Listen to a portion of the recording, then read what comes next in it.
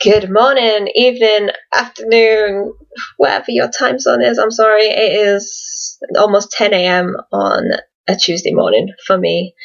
So I will say good morning. For those who don't know much about me, I watch a lot of TV shows, and because I like to do reviews on them. One of the shows that I've enjoyed from the first season is the Vampire Diaries. Season 6 is here, finally, and I thought I would share my thoughts on the episode for you all.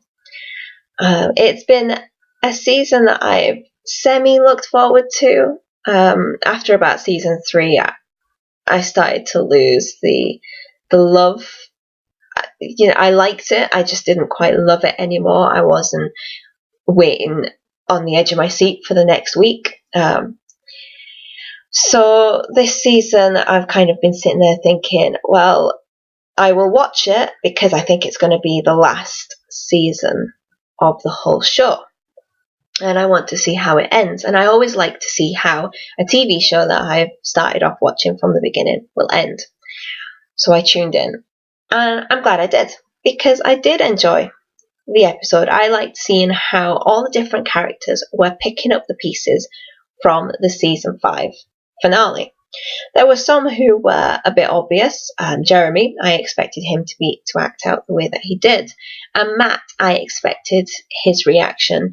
The fact that he's now joined these volunteer protection detail, even though there are no longer any magical beings in Mystic Falls because of the Traveller spell, but he wants to keep his town safe.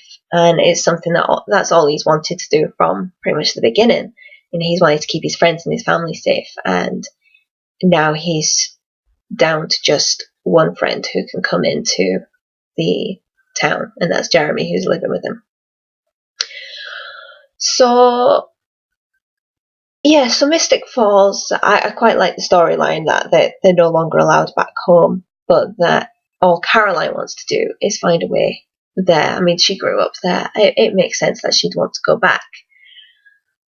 I think she's getting very obsessive, and that has been her character from the start, and it's a great way for the writers to show just how much she cares about her friends, the compassion that she has, and just the want to bring her friends back from the dead, to help her other friends move on, and to just get back home to her mum. Her mum's the only family that she has left now, and all she wants is to spend time with her. Stefan surprised me, the way that he has just gone off to live his life.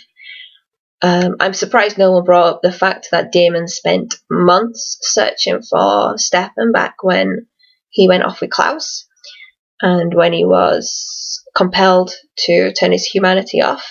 Damon and Elena just did spend months trying to find him and help him, and Stefan just seems to have spent 2 months, and that's it. He's gone off. He wants nothing more to do with it. He wants to be a normal human, and it sort of surprised me that he decided this. But then I started thinking about how much he has been through over the last 145 to 150 years.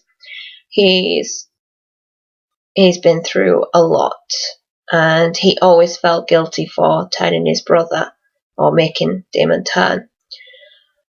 But I think they finally got over that guilt, and Stefan just finally wants to live the rest of his,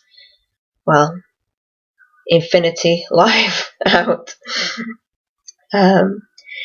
But I think he's going to be coming back soon. I think he'll be coming back, even if it's just to help Elena. There's still something there, and I could see him wanting to help her pick up the pieces, especially when he finds out that she has been using witchy magical herbs to hallucinate and see her dead lover. So I'll move on to Alaric now as well. I love the fact that Alaric's back. He was one of my favourite characters as soon as they introduced him. I liked the mystery around him, and the fact that it wasn't the obvious storyline of this is someone who's pretending to be your friend and is going to actually turn out to be evil. He was someone who seemed to be evil but turned out to be a vampire hunter and someone who just wanted revenge for his wife's death, and he has now become a father figure for Elena, and now he's got to deal with being an original vampire. And I love the way his character has grown and the way he's gone into teaching at the university just so he has a job and he can sort of cling to that normal life that he once had. But now he's got to deal with the bloodlust and helping Elena through everything. And it's just a great storyline for him. And I look forward to how it continues, because I would really love to see how he's going to deal with the bloodlust and how he's going to deal with losing his best friend. I mean, Damon was once his enemy and turned into his drinking buddy, and it was such a sad moment to see him and Damon sitting next to each other when Alaric was dying, just before he was turned into the vampire. But now he's got to deal with Damon gone, and he has sort of taken Damon's place. He jumped through Bonnie to have his life back.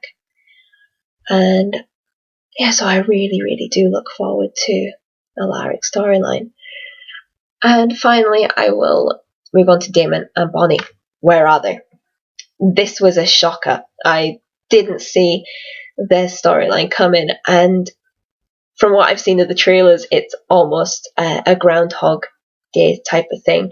But I was starting to get the feeling that it was a bit like American Horror Story. If anyone saw American Horror Story last year, they'll know that there was an element of hell, and it was one day that would just continue over and over and over again. And it was that person's hell that they were having to deal with. Their greatest fear, their worst nightmare, something that deep down they really, really hated. And that just seems to be like what's going to happen with Damon and Bonnie. It's almost like they are in a hell of some sort. Although from the first glimpse, it almost looks like a paradise. So I really want to see what happens with this storyline. I want to know where they are. And I've got a few theories of my own. Like I just said, one of them is the hell theory, but I have a few others.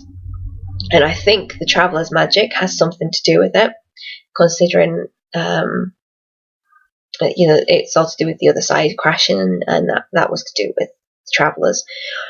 So I definitely have a lot of my own theories. I know, and I'm not going to go into them right now, but I really do look forward to how the season plays out with this and whether everyone else can save them.